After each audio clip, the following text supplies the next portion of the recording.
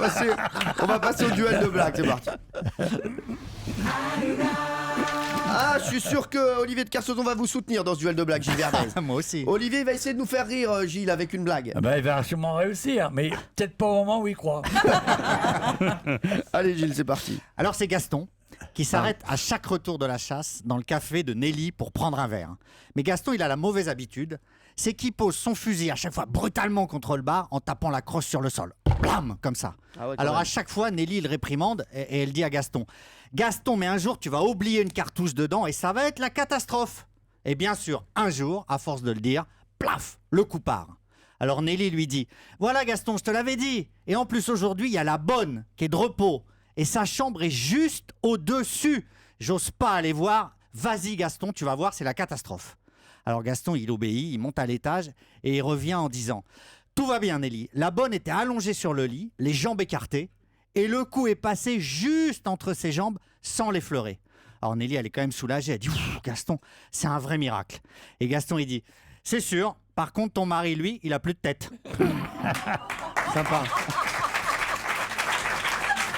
Ah bah c'est imagé. C'est imagé. Oui, C'est imagé. C'est Sordide. c'est charmant. C'est Marivaux. C'est Ouais, une délicatesse. c'est très drôle. Vraiment, c'est très drôle. Ah oui, c'est Bravo. très drôle. Marivaux. Ah oui. Un vrai poème. Ah oui. Bon, Jean-Pierre Foucault, vous avez une autoroute là. Hein. Je vous remercie beaucoup. C'est une petite fille de 13 ans qui rentre chez elle en larmes.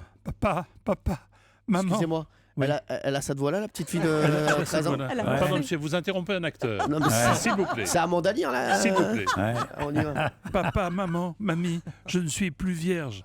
Le père entre dans une rage et engueule sa femme. Mais c'est de ta faute si tu montrais pas le mauvais exemple de t'habiller comme une traînée pour te faire plotter les fesses par ton patron. La femme réplique. Non, c'est de ta faute si tu montrais pas le mauvais exemple en allant taper ta secrétaire dans la bagnole devant la maison. Le père en remet une couche. Eh oui, et la grande sœur, je l'ai surpris à se prostituer dans la cave de l'immeuble pour se payer des choses. C'est un bon exemple aussi. La maman, c'est pas pire que de voir son père aller jouer les travelots au bois le dimanche soir.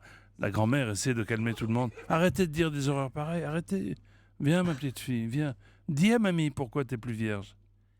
C'est à cause du curé. Comment ça, le curé? Ben oui, cette année, il a choisi une autre fille pour faire la vierge dans la crèche. Ah oui, quand même. C'est un peu plus frais. Ah non, c'est bien plus frais. C'est plus frais. Ah bah c'est plus frais. Ouais, non, mais surtout, elle est très maison de retraite, Cato. Ouais, c'est ça. C'est vrai. C'est ça. Elle a un public, elle a un public.